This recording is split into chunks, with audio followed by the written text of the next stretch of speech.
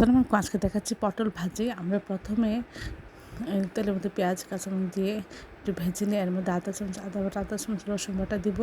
দিয়ে একটু ভেজে নিব। তারপর পটল এবং আলু কেটে রাখা সেটা দিয়ে দিচ্ছি। দিয়ে আধা চামচ হলুদ গুঁড়া, আধা চামচ ধনিয়া গুঁড়া, আধা চামচ জিরা গুঁড়া, আধা চামচ লবণ সব কিছু আমরা একসাথে মিশিয়ে নাড়াচাড়া করে নেব। তারপর একটু ঢেকে দেবো। এটা সিদ্ধ হয়ে যাবে। সব কিছু সিদ্ধ হয়ে গেলে আমরা বারবার একটু নাড়াচাড়া করে নেব যেন নিচে লেগে না যায়।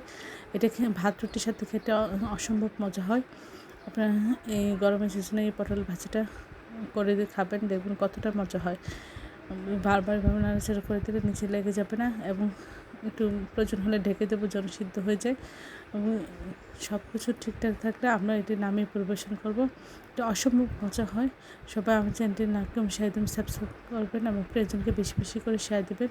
আমার চ্যানেলে সব রকম রান্নার রেসিপি রয়েছে, আশা করি